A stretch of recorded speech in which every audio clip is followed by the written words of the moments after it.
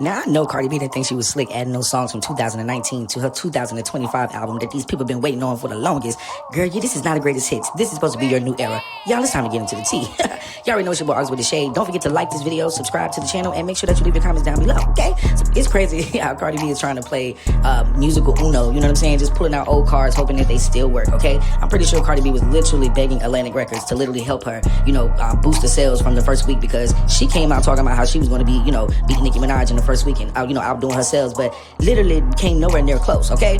So here's the tea. In the music industry, artists sometimes repackage old singles onto their album just to boost the streams, okay? Every old hit counts towards some type of shiny new accolade for Cardi B, okay? Which means songs like Wop Up and others are padding the first week sales. And technically, that is legal, you know what I'm saying? But some say it's chart cheating. In my opinion, I think it is, because, you just dropped a song, you just dropped a remix for every, whatever the song is called, every time, something like that. But you dropped a song with Jeezy and Lotto, and nobody's listening. 37,000, streams in the first day. Girl, that's a flop. You already know that. That is a flop. But other artists, especially rappers, usually start fresh with a new rollout.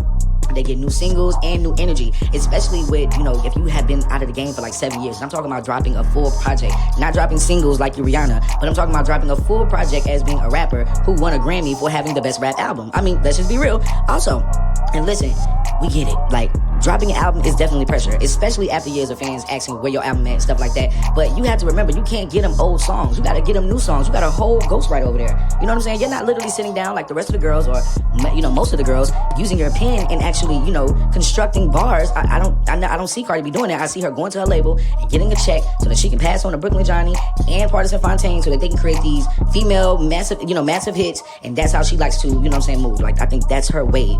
But now, to be fair, Cardi isn't the only one, okay? We already know Drake, Post Malone, and even other artists have done this in small doses. They even say Nicki has done this in small doses, but I feel like it's totally different with Nicki Minaj, because, Nicki putting out different ones is for us to buy. Like, we don't mind getting out there and doing our big one for her, you know what I'm saying? And Drake fans and Post Malone fans, but Cardi B making all of these different little albums and stuff like that, and they're not buying them, that's what kind of make it look funny, you know what I'm saying? But to the extent that Cardi's doing it, I don't think that no artist ever done it. You know what I'm saying? It's a difference when you are like relying on old hits to make your first week or make your album go platinum, because the only reason why Cardi B's album is actually platinum right now is because she put WAP and Up on the album. That's the only reason why her album is like that. And they said that her adding Please Me and the rest of them made her album 4 times platinum. Like, that is so fraudulent to me. Like, it's kind of like turning in your old homework and expecting an A+ again. Like, sis, the teacher already done graded that. They already done gave you your little fake A. Why you need another one? Like, I just don't get the whole thing. Like, I just don't get it, okay? But label execs be like, Cardi B sweet, if we just re-add WAP, we might get a platinum in week 1, okay?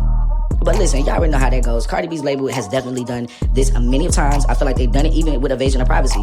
Y'all still been trying to, beat Nicki Minaj's numbers, but I want you to remember, Nicki's first album sold 375K in the first week. Cardi's only sold like 255. I'm just saying. So Cardi, is this you being smart, or is this you being sneaky? Is this you trying to get people talking about you again? Like, it just seems so strategic, okay? She's definitely playing an industry game right now. But at this point, the fans want her to actually drop new music, okay? These girls are rooting for her. So next time, you got to make it fresh. Next time, you need to stop dropping old songs and put some new music out. You know what I'm saying? But anyway, I'm August with the Shade, and this has been your daily dose of industry tea. Honestly, you know what I'm saying? With a little side of mist, just a little bit, okay? Don't forget to like this video, comment, and don't forget to tell me what you think in the comments. Don't forget to tell me if you think Cardi B is using payola. If you think that Cardi B is doing something fraudulent, because if this was Nicki Minaj, yeah, y'all already know what's going on. Love y'all, Shade again. Bye.